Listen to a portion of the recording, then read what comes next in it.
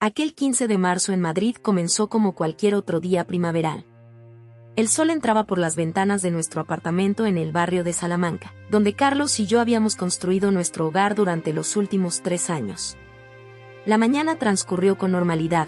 Él salió temprano a su trabajo en el bufete de abogados cerca de Gran Vía, y yo me quedé organizando los últimos detalles de un proyecto de diseño que debía entregar esa semana.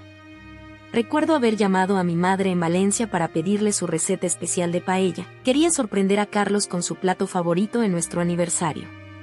Mamá, como siempre, se emocionó al compartir sus secretos culinarios, especialmente el toque especial del azafrán que compraba en el mercado central. Me pasé toda la tarde preparando los ingredientes: el arroz bomba, los mejillones frescos que compré en la pescadería de Antonio, las gambas, el pimiento rojo que daba ese color tan característico al plato. Nuestro apartamento era pequeño pero acogedor, con esos balcones típicos madrileños desde donde podíamos ver el bullicio de la calle. En la cocina, mientras cortaba el pimiento, pensaba en cómo habían pasado estos 3 años. Carlos y yo nos conocimos en la Facultad de Derecho, aunque yo acabé dedicándome al diseño gráfico. Él siempre bromeaba diciendo que el destino nos había juntado en el lugar equivocado por la razón correcta. El reloj marcaba las 19:30 cuando noté el primer indicio de que algo no iba bien. El olor a gas era sutil al principio, tanto que dudé si era real o producto de mi imaginación. Dejé el cuchillo sobre la encimera de granito y me acerqué a la cocina. El horno estaba apagado, pero el olor se intensificaba. Abrí las ventanas de par en par, permitiendo que el aire fresco de marzo entrara en la cocina. Fue entonces cuando todo se precipitó. El sonido del timbre del horno, que había programado para precalentarlo, fue lo último que escuché antes de la explosión. El estruendo fue ensordecedor, y de repente me vi envuelta en una bola de fuego que parecía surgir de todas partes. El calor era abrasador, y en mi mente solo resonaba un pensamiento: salir de allí. Los segundos siguientes fueron un caos de cristales rotos, gritos y dolor. Intenté cubrirme el rostro con las manos mientras me arrastraba hacia la puerta de la cocina. El humo negro llenaba mis pulmones, y cada respiración era una agonía. Podía escuchar los gritos de los vecinos, el sonido de las sirenas a lo lejos, pero todo parecía distante, como si estuviera sumergida bajo el agua. No sé exactamente cómo llegué al rellano. La señora Martínez, nuestra vecina del cuarto B, me envolvió en una manta mientras gritaba pidiendo ayuda. Sus palabras se mezclaban con el caos: Dios mío, la niña. Que alguien llame a una ambulancia. El dolor en mi rostro era indescriptible, como si 1000 agujas ardientes se clavaran en mi piel. Los bomberos llegaron en lo que pareció una eternidad, aunque probablemente fueron solo minutos. El edificio fue evacuado mientras ellos controlaban el incendio. En la ambulancia, los paramédicos trabajaban frenéticamente, hablando en términos médicos que no entendía. Solo podía pensar en Carlos, en nuestro aniversario arruinado, en la paella que nunca llegué a terminar. En el Hospital La Paz, todo fue un torbellino de médicos, enfermeras y preguntas. Las horas se mezclaban unas con otras bajo el efecto de los calmantes. Cuando finalmente me permitieron ver mi reflejo, varios días después, apenas reconocí a la persona que me devolvía la mirada. La cicatriz se extendía desde mi sien derecha hasta la mandíbula, una marca rojiza que transformó para siempre mi rostro. Carlos llegó al hospital esa misma noche, alertado por los vecinos. Su reacción fue algo que nunca podré olvidar. Vi el horror en sus ojos, aunque intentó disimularlo con una sonrisa forzada. «Estás viva, eso es lo importante», dijo, pero sus palabras sonaban huecas, como si intentara convencerse a sí mismo más que a mí. Las semanas siguientes fueron una prueba de resistencia. Carlos venía a visitarme, pero cada vez con menos frecuencia. Sus excusas eran siempre las mismas: mucho trabajo, casos importantes, reuniones que no podía cancelar. Yo me aferraba a la esperanza de que solo necesitaba tiempo para adaptarse, que nuestro amor sería más fuerte que una cicatriz. Un mes después del accidente, regresé a casa. El apartamento había sido reparado, pero ya no se sentía igual. Carlos apenas pasaba tiempo allí, y cuando lo hacía, evitaba mirarme directamente. Una mañana, desperté y encontré una nota en la mesa de la cocina. Pocas palabras que destruyeron 3 años de matrimonio: lo siento, pero no puedo seguir con esto. No soy lo suficientemente fuerte. Perdóname. Los primeros días después de que Carlos se fue fueron como vivir en una pesadilla interminable. Nuestro apartamento en Salamanca, antes lleno de risas y planes de futuro, se había convertido en un recordatorio constante de todo lo que había perdido. Las paredes recién pintadas después del incendio olían a nuevo, pero ese olor solo servía para recordarme que nada volvería a ser como antes. Marina, mi hermana menor, fue quien tomó las riendas de la situación. Llegó desde Barcelona con 2 maletas enormes y una determinación inquebrantable. Me quedo contigo y no hay discusión, dijo mientras se instalaba en la habitación de invitados. Marina siempre había sido así, directa y práctica, tan diferente a mí que solía perderme en mis pensamientos y preocupaciones. Las primeras semanas fueron un ritual de supervivencia básica. Marina me obligaba a levantarme cada mañana, abría las persianas de par en par dejando entrar la luz del sol madrileño, y me preparaba el desayuno: pan tostado con tomate y aceite de oliva, café con leche y, los domingos, chocolate con churros del puesto de la esquina. Comer bien es el primer paso para sentirse mejor, repetía, canalizando a nuestra madre.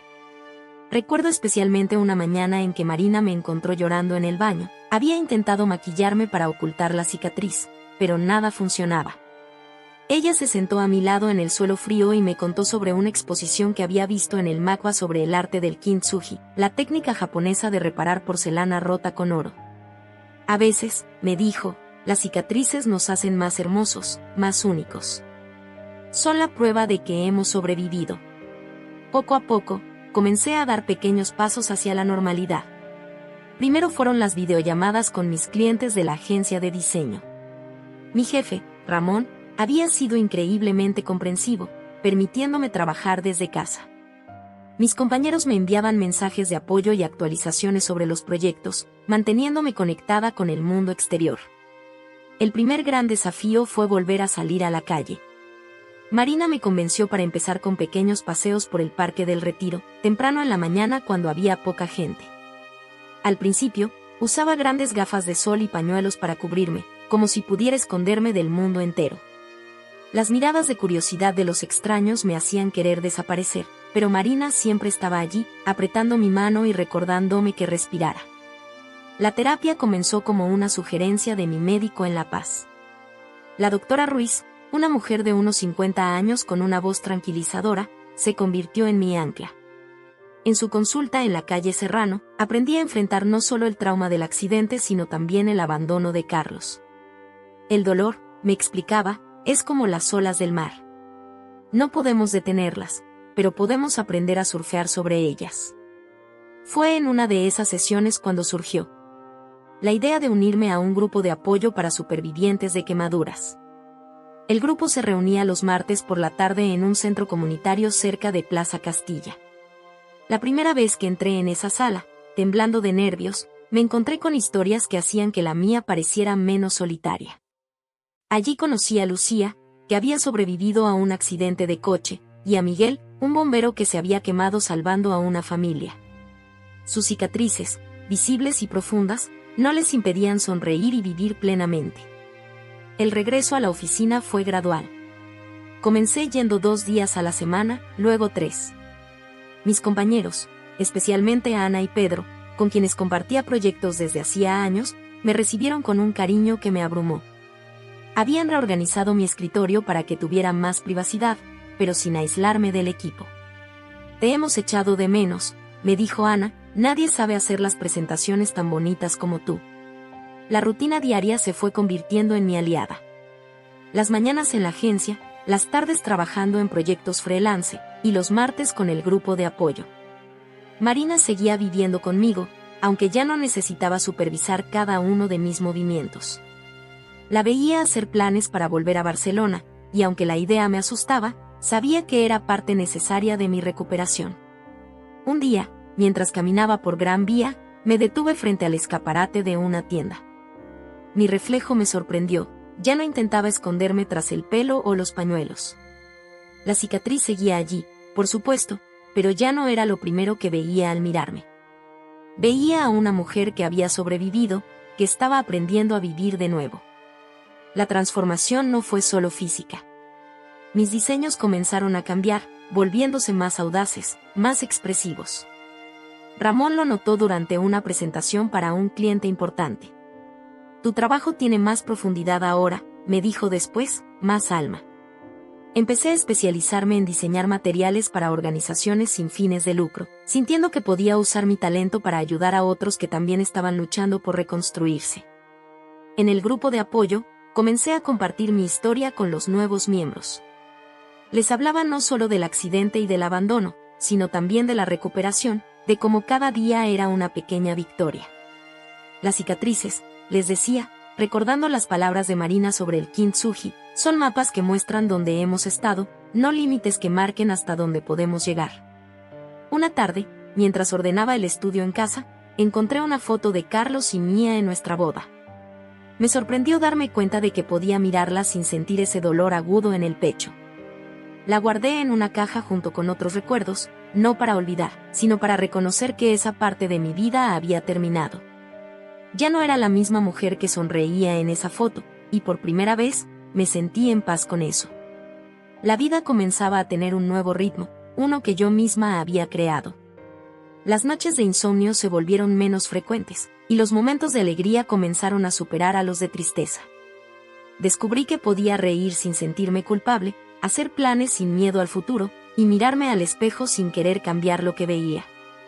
Era una tarde de octubre en el centro comercial La Vaguada, uno de esos días otoñales en Madrid donde el sol todavía calienta pero el aire empieza a traer ese frío que anuncia el invierno. Había quedado con Lucía, mi amiga del grupo de apoyo, para ayudarla a elegir un vestido para la boda de su hermana. Después de recorrer varias tiendas, decidimos hacer una pausa para tomar un café en la cafetería del último piso, esa que tiene esos ventanales enormes que dan a la Sierra de Madrid. El local estaba lleno del bullicio típico de un sábado por la tarde, familias con niños, grupos de adolescentes compartiendo batidos, parejas disfrutando de su fin de semana. Lucía había ido al baño, y yo estaba distraída observando a una niña que jugaba con su padre en la mesa de al lado, cuando lo vi. Carlos estaba sentado 3 mesas más allá, con una mujer que reconocí de las fotos que circulaban en redes sociales, Patricia, su nueva esposa. El tiempo pareció detenerse. Carlos vestía una camisa azul clara, su color favorito, y tenía el pelo más corto de como lo recordaba. Patricia era exactamente como la había imaginado, alta, rubia, sin imperfecciones visibles. Estaban compartiendo lo que parecía ser una tarta de chocolate, y por un momento me transporté a todas las tardes que Carlos y yo habíamos pasado así, compartiendo postres y sueños. Mi primer instinto fue levantarme y salir corriendo, pero algo dentro de mí se negó a hacerlo. La voz de la doctora Ruiz resonó en mi cabeza: huir solo fortalece nuestros miedos. Así que me quedé allí, fingiendo estar absorta en mi café con leche, mientras mi corazón latía tan fuerte que temía que todo el centro comercial pudiera escucharlo. Fue entonces cuando sucedió. Carlos levantó la vista de su plato y nuestras miradas se encontraron. Vi cómo el color abandonaba su rostro, cómo su mano se detuvo a medio camino de llevar la cucharilla a su boca. Patricia notó su cambio de actitud y siguió la dirección de su mirada hasta encontrarse con la mía. Su expresión pasó de la curiosidad al reconocimiento, y luego a algo que parecía una mezcla de incomodidad y compasión. El momento se sintió eterno, aunque probablemente no duró más que unos segundos. En ese breve instante, un torrente de recuerdos invadió mi mente: nuestra primera cita en el Parque del Retiro, la propuesta de matrimonio en Toledo, las mañanas perezosas de domingo, y finalmente, aquella nota sobre la mesa de la cocina. Pero algo había cambiado. Los recuerdos ya no dolían como antes, eran como ver una película de alguien más. Lucía regresó en ese momento, completamente ajena al drama silencioso que se desarrollaba. Se sentó frente a mí, bloqueando parcialmente mi vista de la mesa de Carlos, y comenzó a hablar entusiasmada sobre los zapatos que había visto en el escaparate de una tienda. Le sonreí, agradecida por su presencia y su charla animada que me ayudaba a mantener los pies en la tierra. ¿Estás bien?, me preguntó de repente, notando probablemente algo en mi expresión. Mejor que nunca, respondí, y por primera vez en mucho tiempo, esas palabras eran completamente sinceras. Le conté en voz baja sobre quienes estaban sentados a pocas mesas de distancia, y ella, discreta pero protectora, se ofreció a cambiar de lugar o incluso a irnos. Pero no era necesario. Me sentía extrañamente tranquila, como si finalmente hubiera cerrado un capítulo que llevaba demasiado tiempo abierto. Continuamos nuestra conversación sobre la boda y los preparativos, y de vez en cuando podía sentir la mirada de Carlos sobre nosotras. Patricia parecía estar intentando mantener una conversación, pero era evidente que la atmósfera en su mesa había cambiado completamente. Mientras hablábamos, recordé una conversación reciente con Marina por teléfono.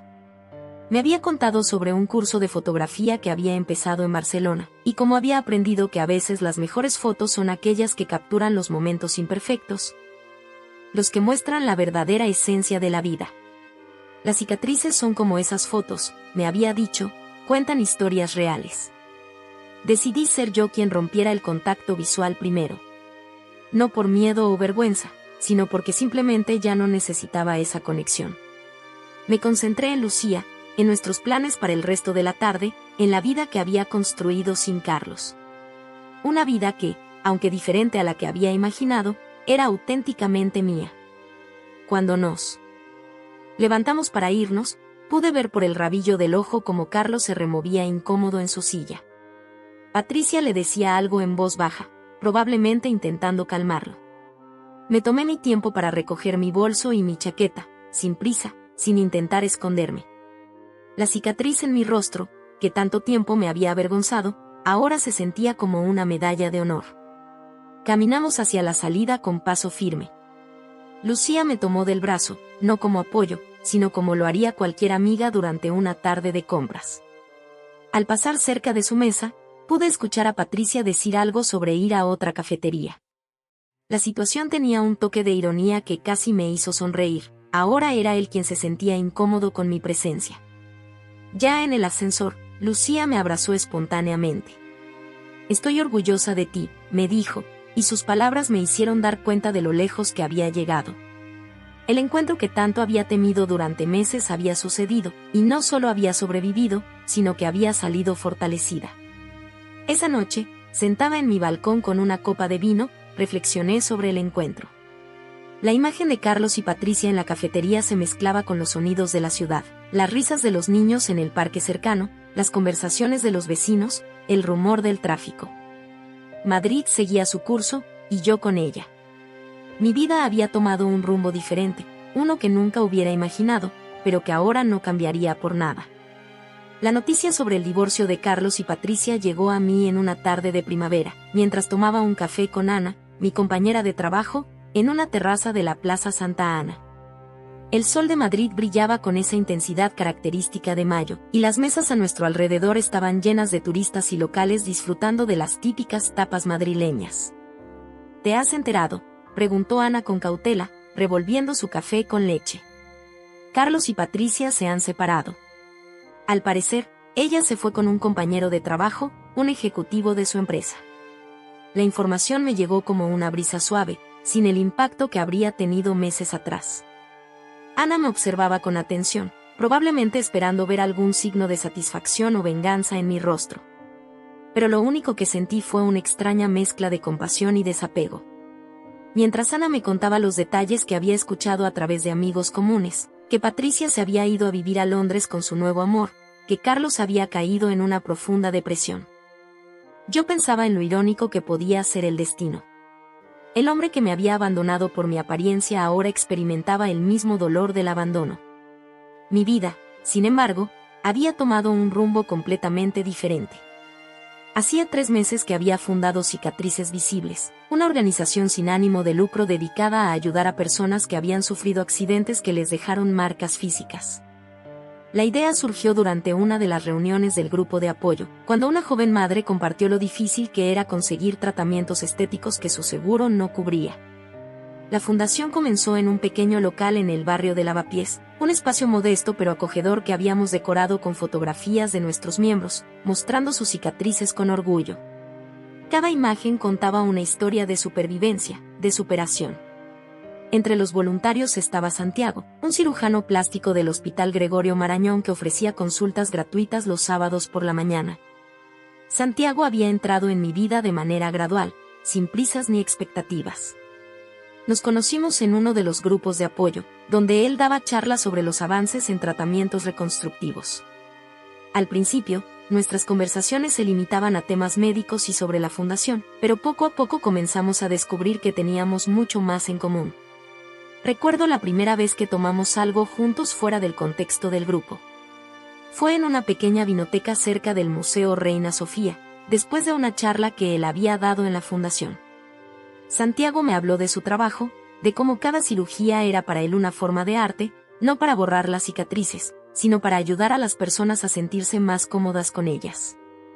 Las cicatrices son como las grietas en los edificios antiguos de Madrid, me dijo esa noche, mientras compartíamos una tabla de quesos y un Rioja. Cuentan historias, muestran el paso del tiempo y las batallas libradas. No se trata de borrarlas, sino de asegurarnos de que la estructura siga siendo fuerte y segura. La noticia del divorcio de Carlos coincidió con un momento de crecimiento para la fundación. Habíamos conseguido una subvención del Ayuntamiento de Madrid para expandir nuestros servicios, y estábamos organizando el primer congreso sobre autoestima y recuperación post-trauma en el Palacio de Congresos. Santiago se había convertido en una parte fundamental del proyecto, aportando no solo su experiencia médica sino también su visión humanista del proceso de sanación.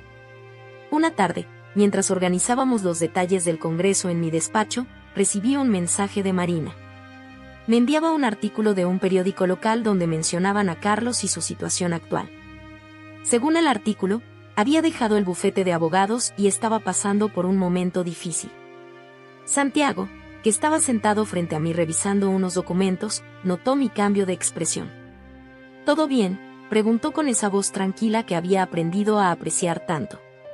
Le conté sobre el artículo y sobre Carlos, sobre cómo la vida había dado tantas vueltas en los últimos 2 años. Santiago me escuchó sin juzgar, como siempre lo hacía, y luego compartió una reflexión que me hizo pensar. «Sabes», dijo, «en mi trabajo he aprendido que las heridas más profundas no son las que vemos en la piel. La verdadera cicatrización ocurre en el interior, en cómo aprendemos a vivir con nuestras experiencias y a convertirlas en parte de quienes somos». Sus palabras resonaron con una verdad que yo misma había descubierto en mi proceso de recuperación. La fundación se había convertido en mi manera de transformar el dolor en algo positivo.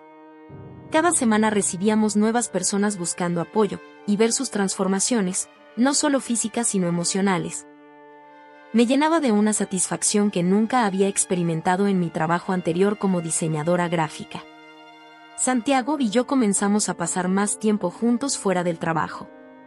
Me llevó a conciertos en el Auditorio Nacional, a exposiciones en el Matadero, a pequeños restaurantes escondidos en las callejuelas de la Latina. Su presencia en mi vida era como un ancla suave, que me permitía flotar pero siempre con la seguridad de tener un punto de apoyo.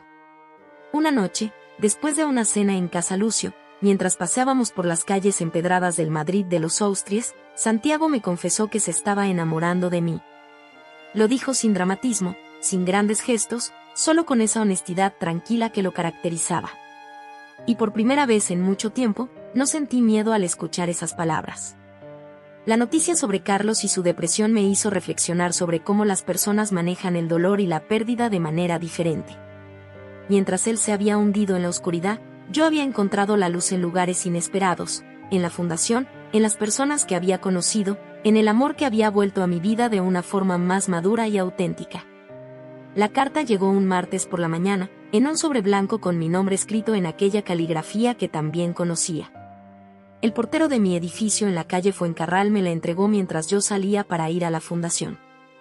Por un momento, me quedé paralizada en el portal, sosteniendo el sobre como si fuera algo frágil y potencialmente peligroso. Era una mañana típica de noviembre en Madrid, con ese frío que se cuela hasta los huesos y el cielo de un gris plomizo que amenazaba lluvia.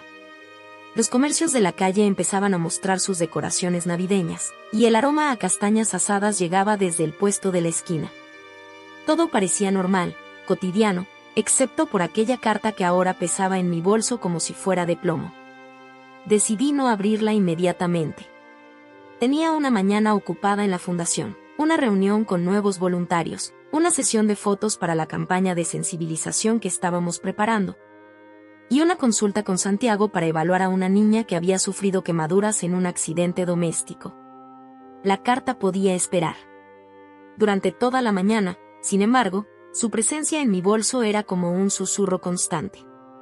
mientras hablaba con los voluntarios en la sala de reuniones, decorada con las fotografías en blanco y negro de nuestros guerreros, como llamábamos cariñosamente a los miembros de la fundación. Mi mente divagaba hacia el sobre sin abrir. La sesión de fotos fue especialmente emotiva. Estábamos documentando las historias de supervivientes para una exposición que se inauguraría en el Centro Cultural Conde Duque. Una de las participantes, María José, una mujer de 60 años con cicatrices de un accidente de tráfico, me abrazó después de su sesión. Gracias por ayudarnos a ver nuestra belleza, me dijo, y sus palabras me recordaron cuánto había cambiado mi propia perspectiva sobre las cicatrices. Fue durante mi pausa para comer cuando finalmente me senté en mi despacho y abrí la carta. El papel temblaba ligeramente en mis manos mientras comenzaba a leer. Querida Elena, han pasado 2 años desde que cometí el error más grande de mi vida. 2 años en los que cada día he cargado con el peso de mi cobardía y mi superficialidad. Ahora que he experimentado el abandono en carne propia, comprendo el dolor que te causé, aunque sé que mi situación no se compara con lo que te hice pasar. No busco tu perdón, no lo merezco. Solo necesito que sepas que no fue tu cicatriz lo que me alejó de ti, fue mi propia debilidad, mi incapacidad para estar a la altura de nuestro amor y de la mujer extraordinaria que eres. Verte aquel día en el centro comercial, tan fuerte, tan segura de ti misma, me hizo darme cuenta de todo lo que había perdido. He seguido tu trabajo con la fundación a través de las noticias. Lo que has construido es admirable. Has transformado tu dolor en algo hermoso que ayuda a otros, mientras yo me hundía en mi propia miseria. La carta continuaba por varias páginas más, cada palabra cargada de arrepentimiento y autorreflexión. Carlos describía su proceso de terapia, cómo el abandono de Patricia le había hecho enfrentarse a sus propios demonios, y cómo había comenzado a trabajar como voluntario en una ONG que ayudaba a personas sin hogar. Santiago entró en mi despacho justo cuando terminaba de leer la última página. Me encontró con los ojos húmedos, pero no por tristeza. Eran lágrimas de liberación, de comprensión. Le tendí la carta y esperé mientras la leía, observando cómo su expresión cambiaba sutilmente con cada párrafo. ¿Cómo te sientes?, me preguntó cuando terminó, sentándose en el borde de mi escritorio. Le sonreí, pensando en cómo responder a esa pregunta aparentemente simple pero tan compleja. Me siento en paz, respondí finalmente. Es como si esta carta fuera la última pieza de un rompecabezas que no sabía que necesitaba completar. Santiago asintió, comprendiendo como siempre lo hacía. Esa tarde, después del trabajo, caminamos juntos hasta el Parque del Retiro. El sol de la tarde teñía las hojas otoñales de dorado, y el aire frío nos hacía caminar más cerca el uno del otro. Le conté a Santiago que había decidido responder a la carta de Carlos. No porque lo necesite, le expliqué mientras nos sentábamos en un banco cerca del estanque, sino porque creo que todos merecemos la oportunidad de cerrar nuestras heridas de la mejor manera posible. Esa noche, en mi apartamento, me senté a escribir la respuesta. Las palabras fluyeron con una facilidad que me sorprendió. Querido Carlos, tu carta me ha encontrado en un momento de mi vida en el que puedo leerla con el corazón en paz. El tiempo y las experiencias nos han enseñado a ambos lecciones valiosas sobre el amor, el dolor y la superación. No te guardo rencor. El abandono que sufrí se convirtió en el catalizador de mi transformación. La cicatriz que tanto te asustó es ahora mi mayor fortaleza, un recordatorio diario de que somos más que nuestra apariencia física. Me alegra saber que has encontrado tu propio camino hacia la sanación. El voluntariado puede ser una forma poderosa de reconectar con nuestra humanidad. Quizás algún día nuestros caminos se crucen en algún proyecto social, y podamos vernos como 2 personas que han crecido a través del dolor. La carta continuaba, compartiendo no solo perdón sino también esperanza. Le hablé sobre la fundación, sobre las vidas que estábamos tocando, sobre cómo cada historia de superación era un testimonio de la resistencia del espíritu humano. Mientras escribía, pensaba en cómo la vida nos lleva por caminos inesperados. La cicatriz que Carlos no pudo aceptar se había convertido en mi mayor fuente de fortaleza, en el símbolo de una transformación que iba mucho más allá de lo físico. Hoy, mientras me preparo para uno de los días más importantes de mi vida, me detengo frente al espejo de mi habitación en el barrio de Malasaña. La luz de la mañana madrileña se filtra por las cortinas de gasa, bañando la habitación en un resplandor dorado que parece casi mágico. Mi reflejo me devuelve la mirada de una mujer que ha aprendido a amar cada parte de sí misma, incluida la cicatriz que recorre mi rostro como un río plateado. Han pasado exactamente 2 años y 3 meses desde el accidente que cambió mi vida. La fecha está grabada en mi memoria, no como un recordatorio doloroso, sino como el punto de partida de un viaje extraordinario. Marina, que ha venido desde Barcelona para estar conmigo en este día especial, está sentada en el borde de mi cama, ayudándome a peinar mi cabello para la ceremonia de esta tarde. ¿Quién lo hubiera imaginado?, dice mientras trenza pequeñas flores blancas en mi pelo. De todas las formas en que podías encontrar el amor verdadero, tenía que ser en un grupo de apoyo. Su comentario nos hace reír a ambas, porque la vida tiene esa manera peculiar de sorprendernos cuando menos lo esperamos. Santiago me propuso matrimonio hace 3 meses, durante la inauguración de la nueva sede de Cicatrices Visibles en el corazón de Madrid. Habíamos estado trabajando durante meses para conseguir un espacio más grande, un lugar que pudiera albergar no solo nuestras oficinas y salas de consulta, sino también un centro de formación para profesionales de la salud y un estudio fotográfico permanente para nuestro proyecto Belleza Real. La propuesta fue tan natural como todo lo que Santiago hace. Estábamos en la azotea del edificio, después de que todos los invitados se hubieran marchado. El skyline de Madrid se extendía ante nosotros, las luces de la ciudad brillaban como estrellas caídas, y el aire de la noche estaba impregnado del aroma a jazmín que trepaba por las paredes. Santiago me había pedido que subiera para mostrarme sus planes para convertir la azotea en un jardín terapéutico para nuestros pacientes. Imagina, me decía mientras caminábamos entre las macetas recién colocadas.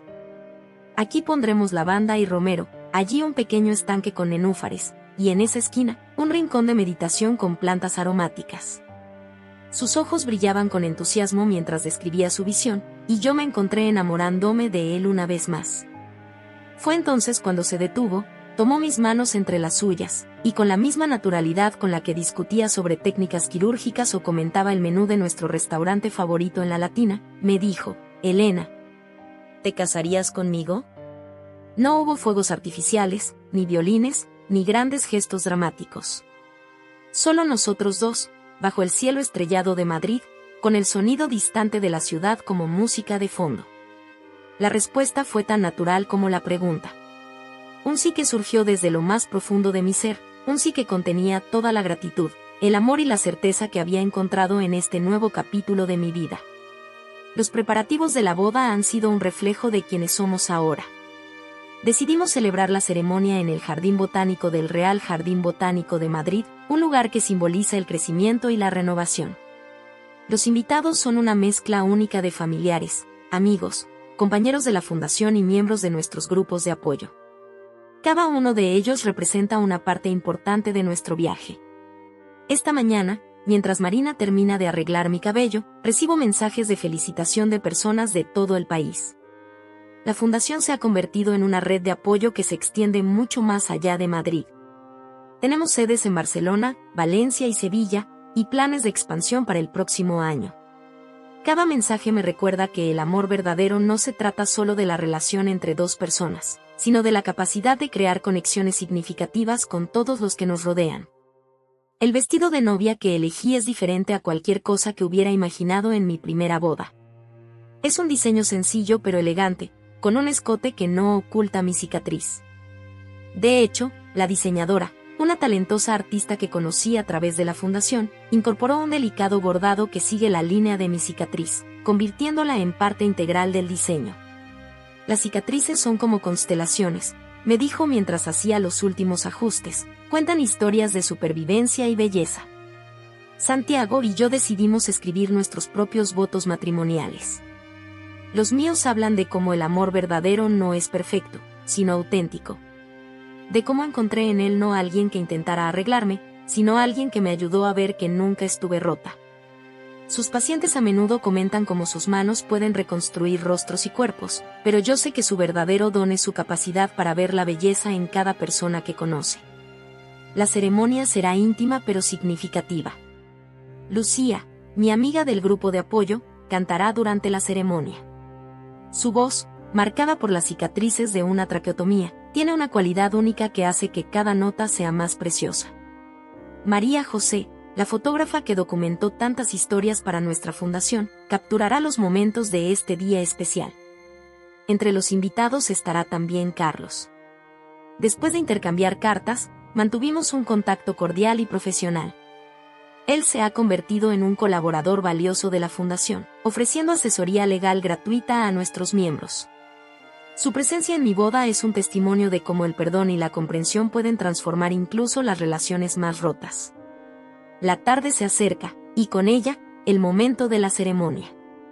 Marina me ayuda a ponerme el vestido mientras mi madre, que acaba de llegar de Valencia, nos observa con lágrimas en los ojos. «Estás radiante», me dice, y por primera vez en mi vida, sé que es verdad, no por cómo me veo, sino por quién me he convertido. Santiago me espera en el jardín botánico, bajo un arco de flores silvestres. Nuestros invitados están sentados en sillas dispuestas entre los senderos del jardín, creando un ambiente íntimo y natural. Cuando camino hacia el del brazo de mi padre, veo en sus ojos el mismo amor tranquilo y constante que me ha acompañado durante estos años. Este no es el final de una historia de superación, sino el comienzo de una nueva aventura. Santiago y yo seguiremos trabajando juntos en la fundación, expandiendo nuestro alcance y ayudando a más personas a encontrar su propia belleza. Nuestro amor no es un cuento de hadas con un felices para siempre garantizado, sino una historia real de dos personas que han aprendido que el amor verdadero no es perfecto, sino perfectamente imperfecto. Mientras me preparo para dar este nuevo paso, pienso en todas las personas que me han ayudado a llegar hasta aquí: Marina, mi familia, mis amigos, los miembros de la fundación, e incluso Carlos, cuyo abandono me llevó a encontrar mi verdadera fortaleza. Cada uno de ellos ha contribuido a escribir esta historia de amor, no solo entre Santiago y yo, sino entre una mujer y su propia imagen, entre el dolor y la sanación, entre el pasado y el futuro.